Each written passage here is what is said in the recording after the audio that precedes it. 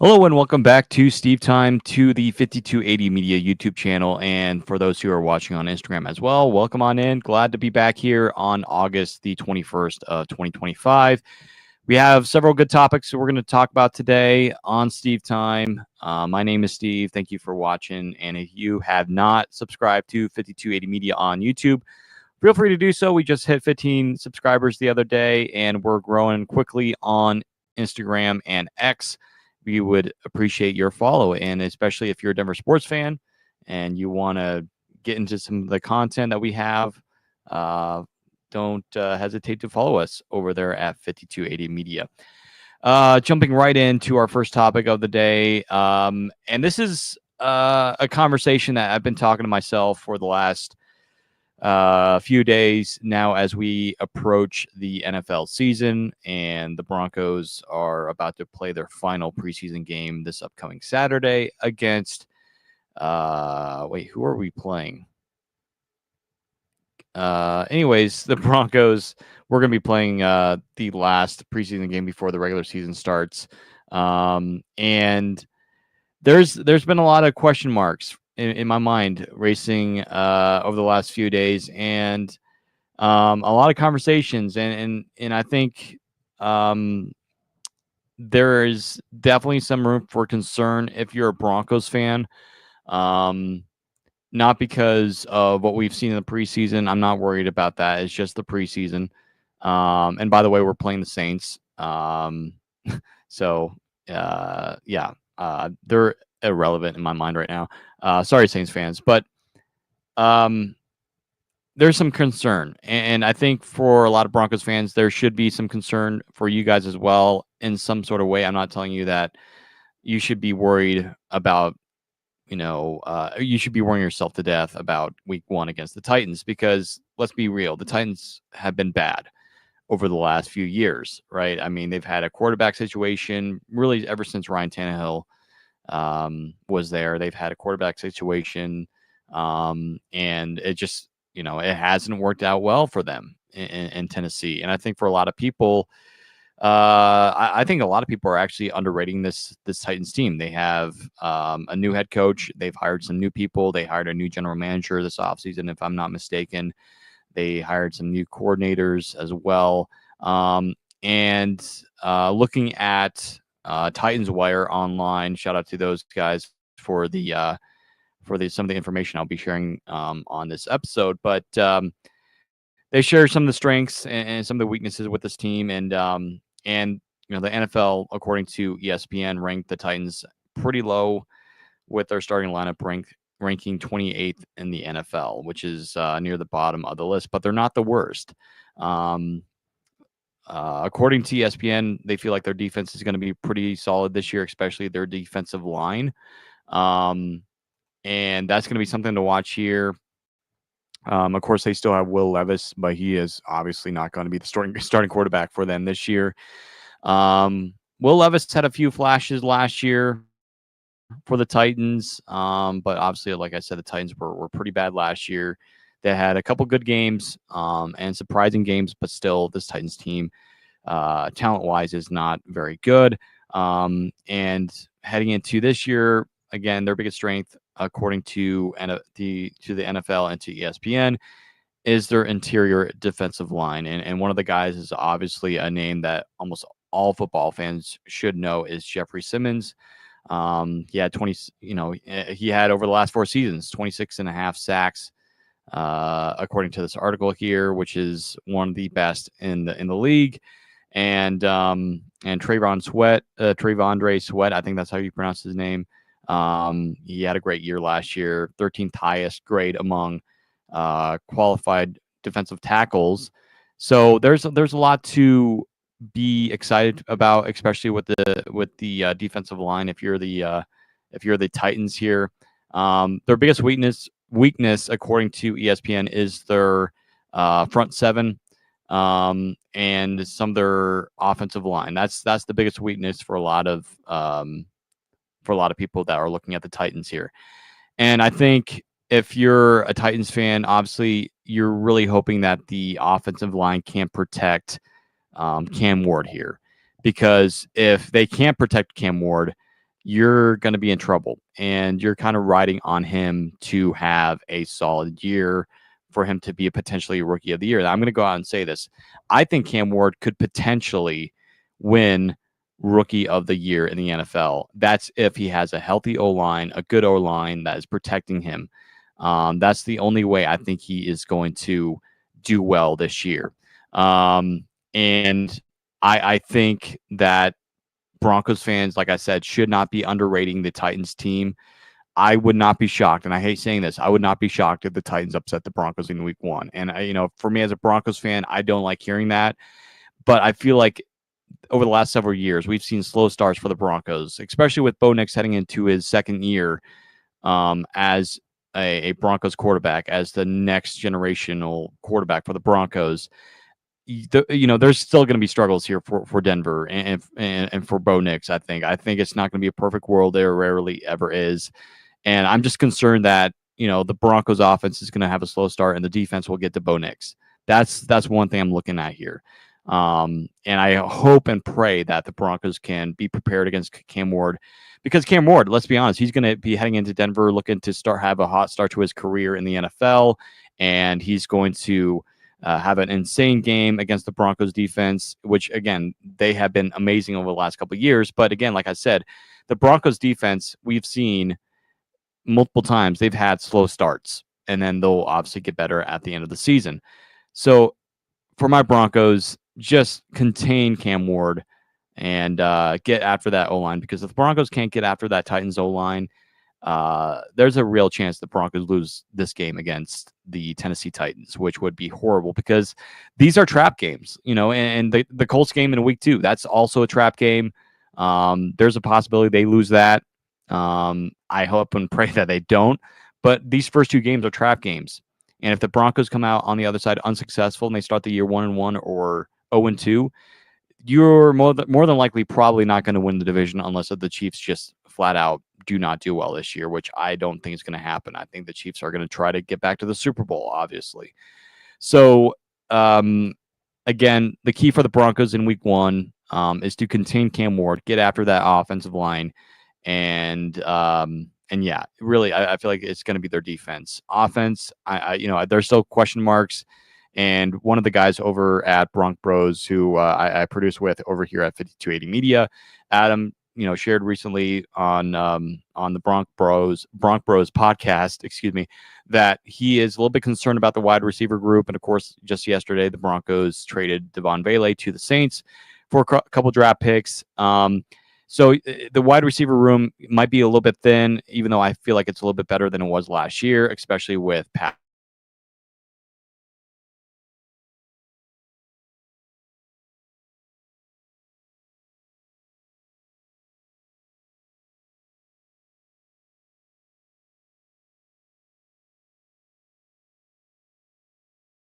Bryant now in the mix, and of course Trey Franklin heading into the second, and then of course we'll see what happens with this team. We'll see what happens with the Broncos. Hopefully the defense comes out on top, and we see some great football.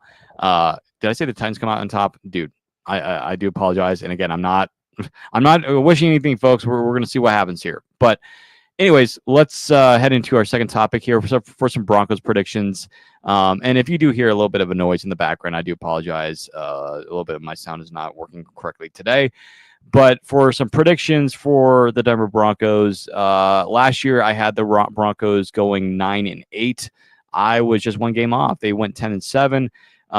This year, my first prediction, and I might stick with it, we'll see as we get ready for the season start in the next couple of weeks. But originally, I had the Broncos going 11-6 this year, 11-6.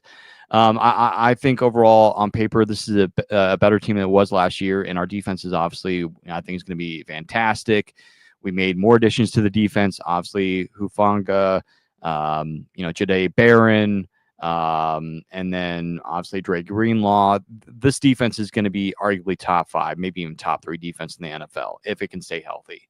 And that's another question mark. But still, when we were without Alex Singleton, who was one of our best defensive players last year, we still won 10 games without him, right? Roughly 9-10 games without him. And I think the Broncos, I think we're going to do, again, we're going to be solid on defense again this year. And offensively, that's the thing I guess I'm a little bit more concerned about. Again, will Bo Nix have a sophomore slump? A lot of people don't think he will be. I think there's still a chance that that could happen, but I'm hoping that that's not the case. And I do think that Bo Nix will take a step forward in some ways in 2025 here. And so, am I going to stick with my prediction? For now, yes. I'm going to have the Broncos going 11-6. The lowest I could see them going, if everything goes wrong, I think I could see them getting 7 wins. Going 7-10 roughly. But I think this Broncos team is going to play for that division against the Chiefs. I don't think they are going to win the division, unfortunately, but I do think that they are going to be one of the wild card teams this year. And so that's my prediction. Again, things could change. Things could happen, and who knows? I might do one more episode before the season starts and share my final predictions. But as of right now, those are my Broncos predictions. And for those who are, wondering, do I think the Broncos are going to go to the Super Bowl this year? I would love to see that. Again, it's going to be in, I believe, Santa Clara this year. And it would be, I want nothing more than to see a Broncos Super Bowl back in Santa Clara and winning that. But I just feel like we're getting there, but we're not quite there yet. So I'm hoping that we can do some magic here in 2025. All right, heading into our last topic of today. But before we do that, again, shout out to everyone who's listening or watching this podcast, whether you're on YouTube, Spotify, Apple Podcasts, or Instagram. We appreciate you for following 5280 Media. If you have not yet liked or subscribed our page, we would like to invite you to do that, and we appreciate it. We appreciate your follow and the love that you guys give. And if you're already following us, we do appreciate you guys for doing that.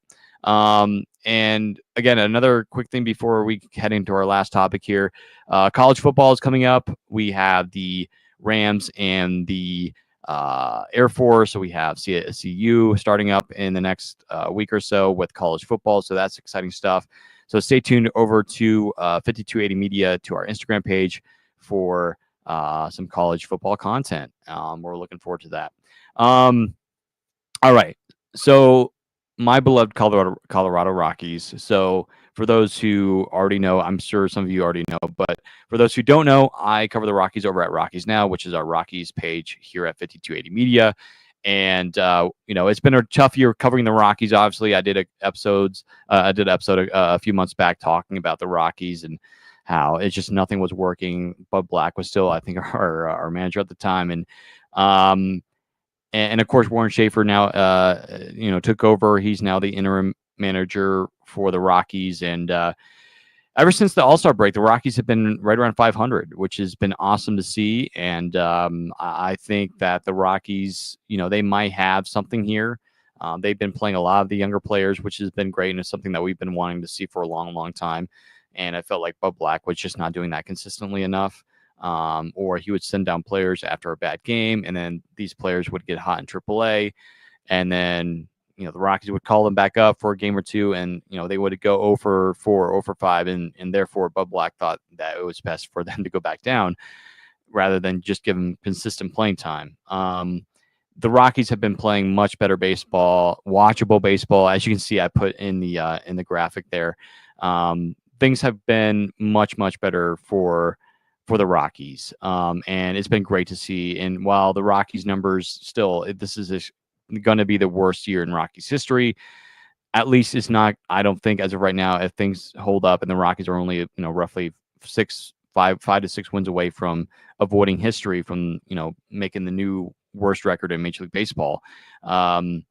It's been nice to see at least competitive baseball. The Rockies are staying in games. They've been able to come back multiple times this year. Not to mention, a couple of weeks ago, the Rockies had that insane walk-off against the Pirates where they won 17-16, where they were down, I believe it was like 15-9 or 16-9. It was just something insane. The Rockies are staying in there. They're still fighting despite them already having 90 losses to the year. And at the moment, I believe they're losing to the Dodgers in the last game of the series. Pulling up the score here, 8-3. But the Rockies are still hanging in there. They're still fighting despite their record being 37-90. It's still good to see the Rockies hanging around there and not quitting, and letting the younger kids play, because that's what should be happening. here in Colorado. So, I guess a quick shout out to Warming Bernabel. He's been great. The Rockies recently called up Cal Caros, son of Aaron Caros. So that's been great to see. Brenton Doyle, he's been doing a lot better since he's been dealing with injuries and just a lot of stuff going on in his life. So Brenton Doyle's been great to watch as well. Tovar, he's been battling injuries this year, but he's been doing pretty well. Same thing with Jordan Beck. He's been under the radar, sneaky good this year. He hasn't really struggled a whole lot much, which has been super promising.